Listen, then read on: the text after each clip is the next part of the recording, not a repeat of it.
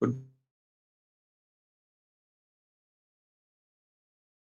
some of the tools that we can use for creating e-content and performing common tasks like creating the score of the students and creating videos, for example, and creating certificates, brochures, etc. So the tools that I'm going to talk about, it includes the tools which are commonly available, for example, Microsoft PowerPoint, Microsoft Office. I'll be also talking about some tools which are free, for example, OBS Studio, and some of the tools that we have developed at Campus Technology. And for example, we have created a data modeling tool with machine learning and AI, where you can predict the score of the students or predict the behavior of the students, or you can generate a certificate, generate a brochure, generate event reports using the software. So let me start with OBS. And before that, let me share my screen. So I think it will be helpful. So let me share. Yes. Now, OBS is a free and open source software. So if you go to Google and search for OBS, you'll be getting the site obsproject.com, so OBS Studio. And in this OBS Studio, we have options for downloading this for either Windows or Mac or Linux. And if I click on Windows, then I'll be going to the screen and here, and then OBS Studio will be downloaded for me. And when I open this OBS Studio after installation for the first time, it is going to ask me whether I want to optimize OBS Studio for recording or streaming. Now, OBS Studio can be used for both recording as well as streaming, but we do not need to optimize anything when we first run the software. We can go to the settings and we can change the settings later on. And we're going to see how we'll be opening this OBS Studio. So once you open this OBS Studio, it looks like this. Let me go back over here. Let me remove the sources that I've added. Then let me see. Yes, right. So when you open OBS Studio for the first time, this is how it looks like. And it will show a blank screen over there. There are a bunch of controls over here, some mixer over here, and sources and scene. So if you're using the OBS Studio for recording your own video and create content, so then you do not need to worry about a lot of stuff over here. You can only add a source. Now, what is a source? Source is basically the capture source. For example, it can be your mic, it can be your speaker, it can be your window, it can be your screen, entire screen. So we have to add the sources that we need. If we are using it for recording e-content, so we need to capture our screen, and we also need to capture our mic, for example, and maybe camera if you want to uh, show a small video of yourself when you are talking for this course, then you can capture. And then we can also capture audio output, that is a speaker. So if you want to play some videos, this is mandatory, otherwise the video sound will not be recorded. So let's go over here and see what are the options over here. So if we click on plus, so audio input capture, the first one.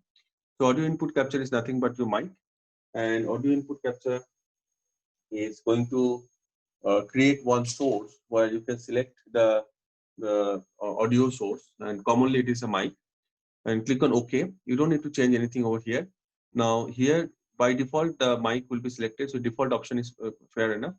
But if you have multiple input sources, for example, you have a MIDI source, you have like multiple mics connected to a system like a studio setup, then you can create one audio input capture for each of the sources. But normally when you're using a laptop to record e-content, you don't need to worry about it. Do not change anything over here. Just click on OK and then it will go to the next screen. Now we have added an audio input capture. Now let's say I want to add audio output capture for the speaker. So then again I click on new, and then I don't need to change anything over here. I just click on OK and it will be recorded over here. The audio output capture is there and audio input capture is also there. So now let's say that you have one display capture. Now what is the difference between display capture and the window capture? Display capture is going to capture the entire display, which is your screen. Again, you do not need to change anything over here. This looks like a mirror, but it's very common. Whenever you are capturing your screen and you are also on the same software, it look like this. And if you want to capture a specific window, then you go to plus again, and go to window capture, and then you can select the particular window. So for example, here I can select Google Chrome, OBS Google Chrome, and then it will be capturing the OBS Google Chrome. Click on OK. Now here we have a small little button, I button. So if you want to disable some source, you can simply click on over here, and then the source will be disabled. We can also, without disabling it, we can also align the sources and arrange it side by side. So here I'm resizing the source and I'm putting it on top of this screen. And I can even resize the screen as well. And I can put the screen next to this window. So I have this option of capturing multiple sources. And if you want to set up like a panel discussion, you can have a like a setup where you have resources joining in multiple windows, and then you can place them side by side, and you can even have a background image background so that it looks like a panel discussion. And then if you go to this source again, window capture you don't need, so you're going to remove this window capture over here, and then we go to settings. In the settings for recording, we need to worry about only two options over here. If you click go to output, this is the recording path where we are going to save the video. It is automatically going to create one video file with proper extension. And we do not need to worry about this bit rate and encoder. So this X264, that is for MP4, MPEG-4 encoder, that is probably the best one. Recording quality, you can keep it as it is, like same as stream. Recording format MKV, MKV has got certain advantages over MP4 in OBS. So if you have a power loss or certain, for example, if you have BSOD, blue screen of death, or something happened during the recording, it may be still able to recover the old content. But if you are selecting something like MP4, it won't be able to recover any content which is recorded earlier prior to the crash. So here we need to go back here and then select the options. So I strongly recommend that you keep it as MKV, and then go to video. In the video, we can select the output resolution and input resolution. So input resolution obviously will be the best resolution. So for me, it is 1920 by 1080. That's my entire screen. So output resolution, I can keep it as 1920 by 1080, or I can scale it down. For example, 1280 by 720, we have one resolution, I can scale it down. So keep in mind, if you're streaming to YouTube, you cannot go below 1280 by 720. So that is a list that you can go for, otherwise it will not be supported. But if you are recording it for your own purpose, for example, you want to record a course for the students and you want the students to view the course in a mobile device, you did not go for 1280 by 720. You can safely go for something which is between 700 to 800. Now, when I say between 700 to 800, here you can see there is something called 852 by 480 and then 768 by 432. Both of them will be okay for my purpose. But when you open this same screen in your laptop, you may not be able to see the same resolution that you are seeing here, because the resolution depends on the video card, and the video card in your laptop might be different than the video card in my laptop. And here so if you ask me that why we need to go for 768 in mobile device, the screen width will be hardly 300 to 400. So the reason being, in mobile device, you can view the video in both portrait mode as well as in landscape mode. So what happens is, if you record in 300 or something like that, so it's good enough when the video is watched in portrait mode. But when they rotate the screen and the video is watched in landscape mode, then the resolution will not be good enough for watching in landscape mode. So it is always advisable to select something which is between 700 to 800. Now, once you have done that, you can simply click on OK, like apply and OK. So there are two things again, the output as well as the video. So click on apply and OK, and then come up to the screen, and you can click on start recording. So it will start recording your screen, start recording your voice. And whenever you complete the recording, then you can click on stop recording. But you do not have to be in the screen. So you can go to PowerPoint, for example, if you have created a nice slide. So it is going to record whatever is there in the screen. You do not need to be in OBS. And you can go to the application of your choice. So for example, eTools is fine. If you want to run this presentation over here, so you can click on presentation, and then it will open the presentation. So it is going to record the same presentation. It's not going to record the PowerPoint, right? So I can click on escape, and then I can go back. Now, if I am done with my presentation, done with my recording, then I want to stop the recording, then I can go back to OBS again, and I can click on stop recording. So once you stop recording, it will automatically create the video, and the video will be created in the folder that I've given. In this case, I've given my video folder. So automatically you can see there is a video created 2020 7:30 7:58. So the time is 7:59, so 7:58. This video is automatically created for me, and I can use, although it is in MKV format, but this video can be directly uploaded into YouTube and any other video sharing site. It is basically an MP4 video, but with a different extension. And you can also import the same video into your video editing software. For example, if you want to edit the video in Windows Video or some other software, then you can edit, you can import the video and you can work on it. So now let's talk about the streaming. How does the streaming work? So when you click on streaming here, but before you stream, you have to click on the settings, and you have to set up certain details before you can start streaming. So if you go to stream, so here you can see that option, the first option that you have selected is custom, and we have given a server address, this RTMP server. Now this server belongs to us. So we offer free broadcasting server to any of the institutions who are working with us, and you can set up something like a community channel if you want to. So this server, this broadcasting server works over internet. So whatever you're broadcasting from here can be viewed by anybody in their smartphone or in their smart TV. They can simply plug in, or if they have something like an Apple TV or Fire Stick or something, they can watch it in the TV as well. Now, this server that we have, it has got two components. So obviously here, as you can see, that you have to give the server URL that will provide it to you, and also the stream key. So your stream key will remain with you, and you can use the stream key to stream the content like a community channel as I discussed. But if you do not want to use our server, if you want to use some other services, it is already there inbuilt. You can see there are options for YouTube. You can connect it to YouTube.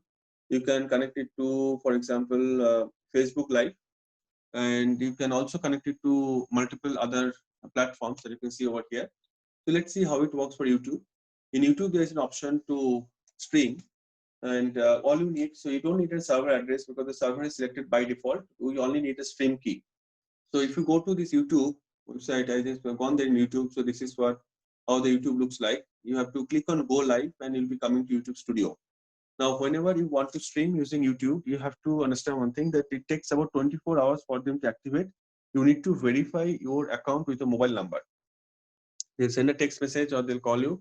You have to give the code. And then once the account is verified, it takes about 24 hours. Then only you can start streaming. So my account is already verified. So I'm there in the YouTube Studio. I've clicked on Go Live. And if I click on Stream, so this is going to show me here, the options are there.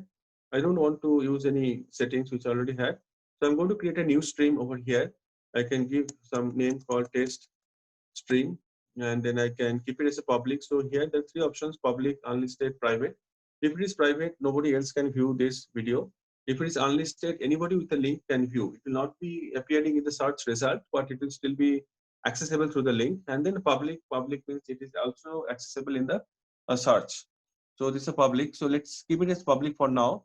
And here, if I want, I can add a description. I can select a category, or I can schedule for later. An audience, yes, we have to say no, it's not made for kids. Since we're not making anything for kids, and then that's all. That's all about it. And then you can click on okay, like create the stream, right? So when I click on create the stream, so it's going to create the stream for me, and it is going to give me stream settings. Now the stream setting, this is stream URL and the stream key. This is the key that I need. So this is the key that I need to copy, and then I need to paste. So if I click on copy, then I can copy the stream key and paste in my OBS Studio. So for example, here, let's say here, I'm just going to paste my stream key and then click on apply and click on OK. So now I have the stream key setup. Now if I click on start streaming, it will start streaming to my YouTube account. And if you go back to my YouTube account, so I'll be able to see the streaming is set up, all set up. You can see here it's saying excellent connection. So connection is already established for streaming. And now if I want to share the streaming to somebody else, then I have this option of clicking over here, share, and then in the share button, the icon will be appearing over here. And then I can share it with Facebook. I can share the direct link. I can embed it in the website. So I can do a bunch of things with this stream. You can see on the left hand side, my screen is showing, yes, there is a delay. There is about 30 seconds delay. So the delay might be lesser if you have lesser latency in your internet connection. But for regular connections, it is about 30 seconds latency that will be there. There's a delay. And I can share the link or I can embed. So once I have selected and configured everything, I can simply click on go live and it will start streaming in the link that I've gotten. Now, once you have set up the streaming, in Campus Technology, we are giving a platform where you can connect the streaming and you can also track who is viewing your stream. So let me explain that process, uh, how to work on Campus Technology. But before that, let me show you some other software that you have created. So this is all about OBS. This is how you record a video and then you can start streaming. Extremely simple. You just have to add, just to summarize it, you just have to add the sources. So I'll go back to OBS. You have to add the display sources and audio input capture, audio output capture. So audio output capture is only for capturing the sound from the sound card. For example, if you're playing a video, it should capture that. Audio input is for your mic and display capture is for your screen. And then you can also use it for streaming. So you have to give the stream key. For the stream key, you have to go back. If you're using YouTube, for example, if you go back and click on go live, and initially it takes about 24 hours to activate your account. And once the account is activated, you'll be getting a stream key, and you can put the stream key over here, and the streaming will automatically be configured. OBS will connect to YouTube and will start streaming. So you have to click on go live subsequently. Now, this software that I'm going to show you next is a data science. Is a software. It is students marks predictor. So we have uh, many tools like this where you can predict the behavioral pattern of a student or marks and etc. So this particular tool is quite useful during pandemic because a lot of universities may not be conducting exam and you will be required to give some kind of score for the students for the semester. And here you can use this tool. This is based on there are two input for this tool. This is based on machine learning and artificial intelligence. So we need previous year's data. Previous year's data means that if you're predicting students marks, for example, we need last 4 years, 5 years, like more the better. You can even go for 3 years, but it is better to have more data. And of the students. Now in the data, we need two things. One is the student demographics, like from which background the student is coming from, income group, category, state, etc. You can see those parameters are over here. And secondly, what marks the students have obtained in the same exam for last couple of years. If you have this data, you can load this data. So you can see this platform that we're using over here. It's a machine learning platform. And we are using this software which is called ML.NET, Microsoft ML.NET. We are creating a model using Microsoft ML.NET. So why Microsoft ML.NET? Because it's a pretty robust framework and it makes it extremely easy to use machine learning and data science, even for non-coders. So that's the reason we are using this ML.NET. And it may look like a lot of stuff, but it is actually not a lot of stuff. Most of the code are generated by the software directly. If you go back to the code here, so this is the interface that you have created, and this is the code that you have. So we already have the models, and these models we already have. It is going through sample data, and it is kind of trying to learn its the parameters and how the score is being affected. So it is going to refine the model every time you run it, and you have the option of running it for 2 minutes. You have the option of running it for 2 hours. Depends on how much time you're giving and how much data it has. The accuracy will obviously improve. So here I go back, and if I give any graduation stream, so for example, if I get BBA and the category, then I get the category as a general, right? And then state, let's say Karnataka, and then gender if I select as male, and then semester marks, the first semester marks if I say 89, and the second semester marks if I say 98, and religion, let's say, so we have this religion as well, say Roman Catholic, and then I click on credit score, so it is going to create a score for me. So this is how it works. It is for the first time when it goes, it learns the model. So it will go through the model and it will come back, and then it will work on that. Now, if you see here, we have given here we are getting one directly not found exception. Why? Because we have not uh, used this particular software over here. This data is not there. The Excel file is not there. So Excel file is very important. So why I have kept the Excel file over here is because every time the software is running, I want the software to learn itself with the data. So today we may have 2 years data. Tomorrow I may have another 3 years data. So if you hard code it, if you let it learn rather than using the whatever model that you already have, if you let it learn from the data that is already being used and new data that is getting added. So the accuracy of the system will improve. So that is the reason that you will be using this as a learning mode and not as a just a standalone mode. So going back to our software again, if we have, let's go back to PowerPoint now. So in PowerPoint, what we have is we normally have PowerPoints for most of the classes. We have created PowerPoint, but we have an option to create videos directly from PowerPoint. So if you want to do that, so you have an option over here. Like if you go to, there are a couple of ways you can do that. So you can record your voice. You can even insert some kind of video files. So if you can, the one option is go to here, insert, and then you can click on audio, and audio on my PC, or record my audio.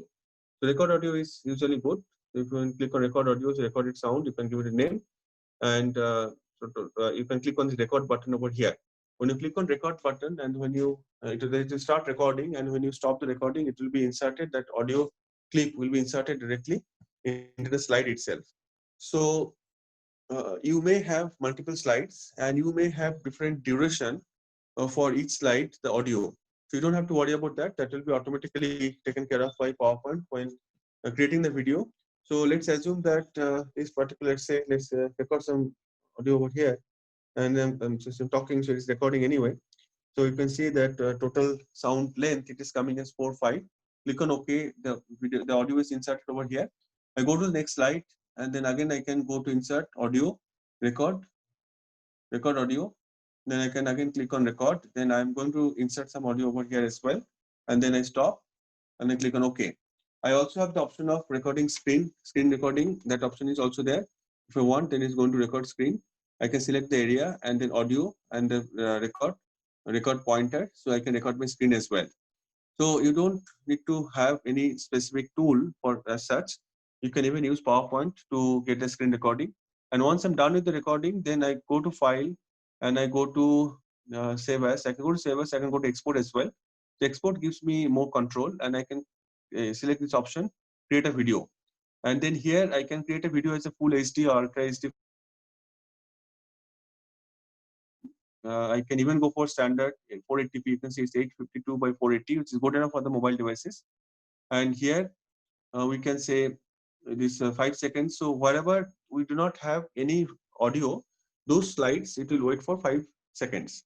And then I can create the video. Then it will be creating the video, which I can upload to YouTube or any other tool. So in Campus Technology, we are providing one workspace option where you can upload your videos. You can create the videos you can upload. So you can, it's like a Google Classroom or some other software that you might be using like Moodle. So the only thing is it comes with a mobile app, and it is well organized. It tracks attendance and some of the accreditation criteria that we have to create a platform. So this app, let me show you. I think we have another session scheduled where we are talking about the app, how to use it, and how to upload the video. And let me show here how it works.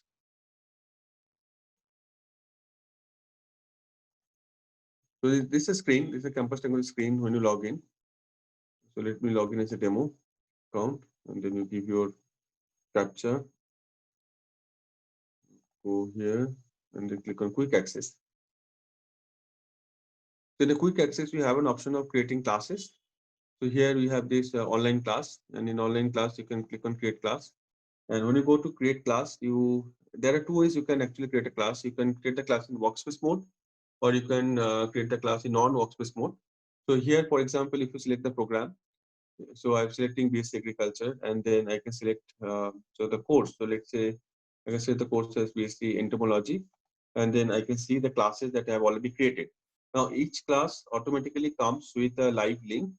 So the whole idea of a class is the class can be like a regular class where students are coming to the class offline, or it can be a class which is completely online and it is conducted online, or it can be a combination of online and offline. So we have this blended learning concept where you can take advantage of every class also being online. So we are envisioning a situation where you have 60 students in the class, 30 students are joining online, and maybe 20 students are coming to the class, or 30 students are coming to the class. and the attendance will be recorded for all the 60 students together. So even the 20 students or 30 students who are coming offline, you can take the attendance for them. But the students who are joining online, their attendance will be auto-recorded by the system. It's kind of like a blended learning concept. Now, let's go back here. We have this option for start class. If you want to start the class online, or when the faculty comes to the class, you want to start the class, you just click on start class. And if you want to add the files or if you want to add video, that option is also there. You can click on add files and you can click on add videos. So I'm not getting into a lot of details over here in this presentation, because we have another presentation scheduled where we have the detailed like I think demonstration of this particular module, how you can create class, how you can upload the classes, and how you can upload the content, the video content, and how the students can access the same from their mobile phone. We have a mobile app for that. And also we can there is also an option where you can create assignments, you can create assessment. So that is already there. And let me go back to the tool. There is one more tool that we have over here. So this tool we call accreditation tool. In the accreditation tool, so this is a tool that is showing you over here in the data science. So in the accreditation tool, what happens is, let me go back.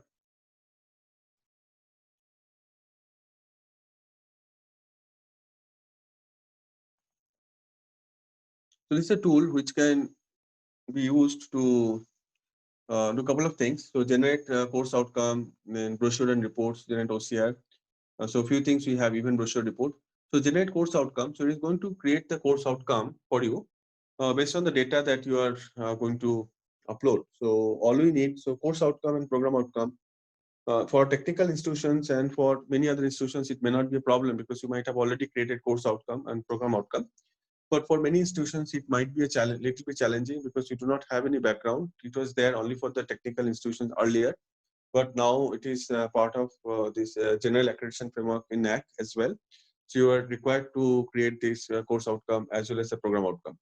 Now, it's kind of like difficult how to create the course outcome if you are not initiated. A lot of times you'll have course objective given to you from the university, and you might think we can probably take the course objective directly and I can put it as a course outcome, but that's not the case. You can't take the course objective directly and can put it as course outcome. So we have given a tool, which we have given a tool online as well as offline. You can generate the course outcome directly and using the tool, and you can also so calculate the attainment for this any courses. So let me go back to the online portal. We have this option both online as well as offline. So let's click on this, go to old app admin access, and this is a role-based access in this portal. So we have different roles over here. Now here, if you go, we have one module called let me see, COPO, POCO attainment, and the first option is CO generator. The CO generator, it is going to generate the CO for you. So all you have to do is you have to select the department. So in this case, for example, agriculture department, if I select, then I have this program, which is BSc agricultural, and then let me select the course, which is entomology in this case. So I can search for the course and then I can select this course over here.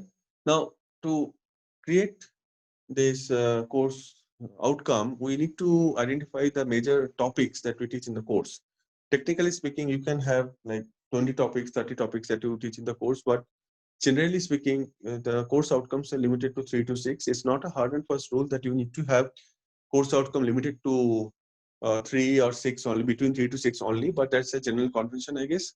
So try to identify the major course topics, not getting into too much of details, like, so micro level, we shouldn't go for it.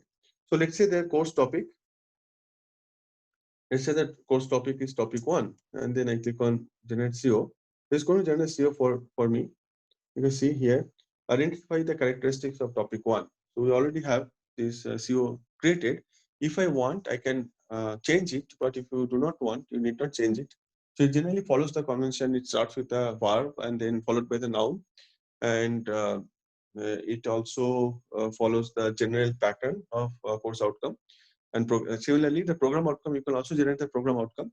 Now, these course outcome and program outcome that you're generating over here, that automatically gets linked to the other modules. So, for example, if you want to calculate the outcome, the course outcome and program outcome of a particular program and the course based on the assessment data, then you can do that. Now, this assessment data that we have, we call it assessment rubrics. So the assessment data, it need not be only the university marks, or it need not be only the marks obtained in internal exam. It can also be different kind of rubrics. So for example, if you have some component, generally you will be having some component on internal marks, and you want to evaluate the performance of the students on internal marks. So you can actually do that. You can create an assessment rubrics.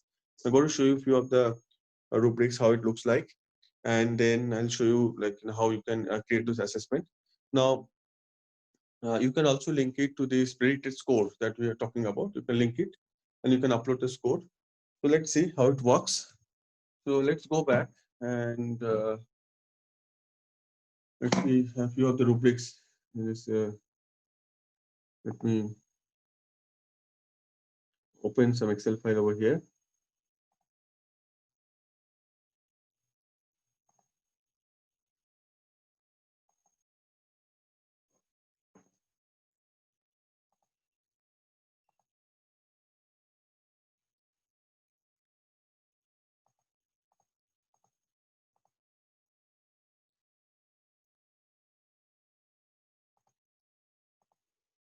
So let me share my screen again.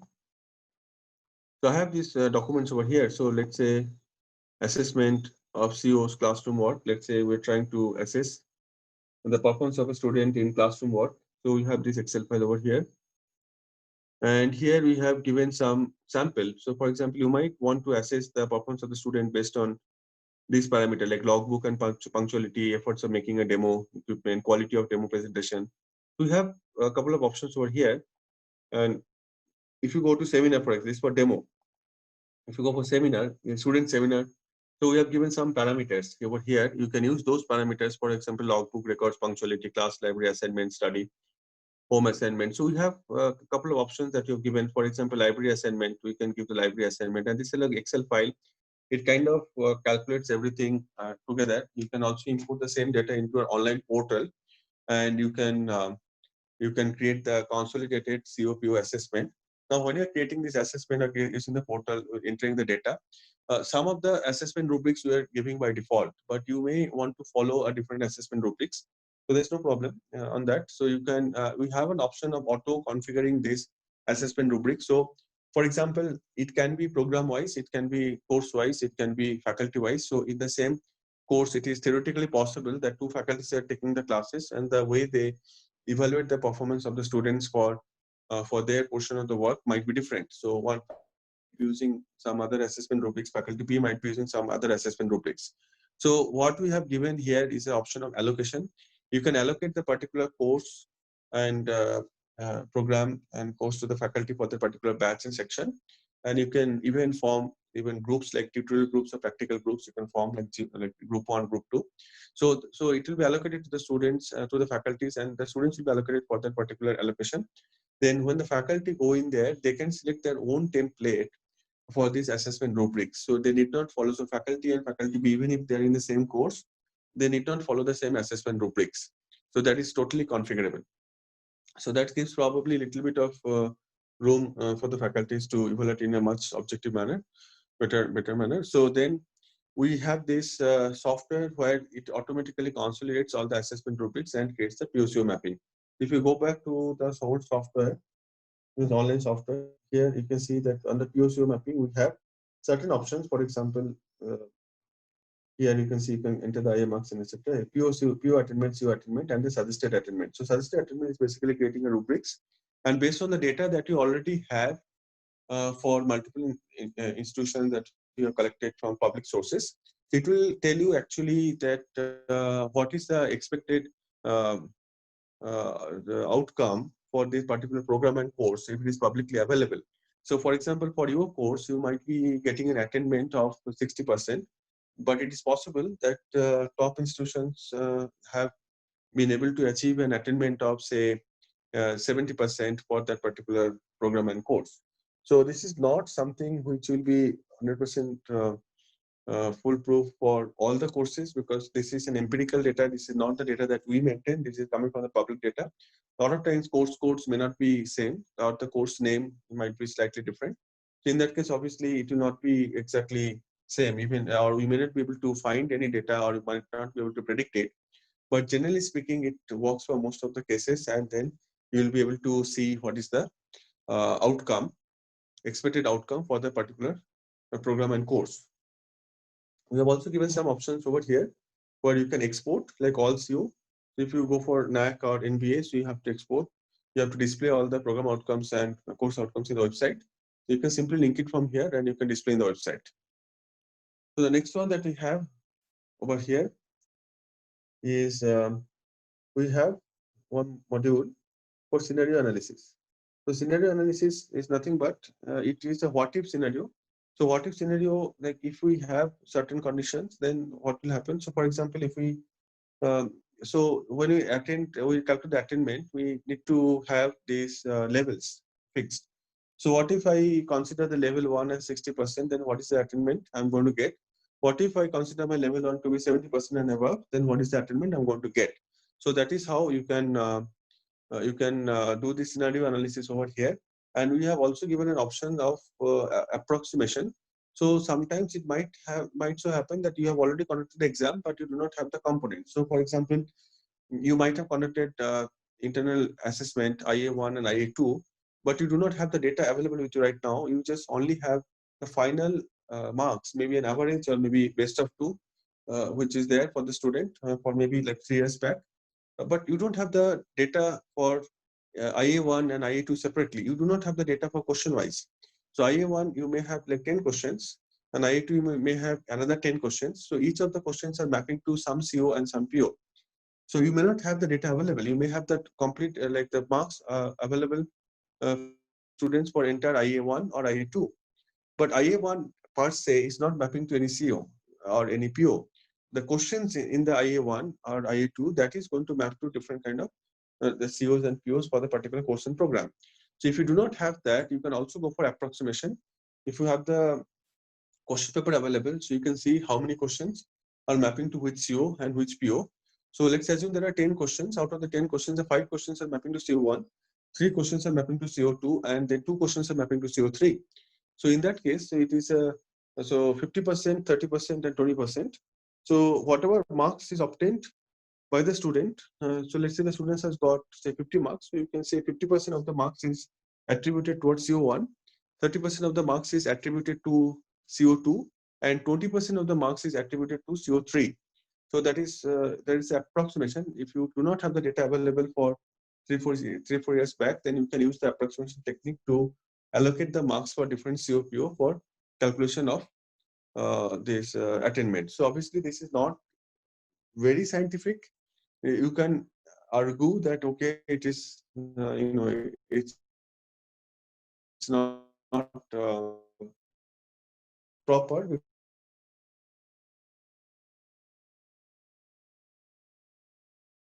because student might have got more marks in approximate by taking in a linear scale, or if you know the pattern of the student, the pattern of the marks, that generally students have got more marks in the CO1 questions, then you can change the approximation by giving some weight as well.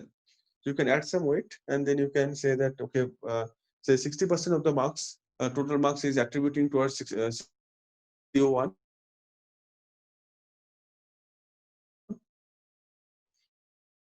and say 20% is attributing towards CO3. So that is also feasible. If you want to do that, you can actually go like a weighted approximation, and that is also okay. And you can create this entire mapping. So that is this is one of the tools that you can use for POCO attainment. And then if you go back to this, you see, go back over here, right. And then if I go back to my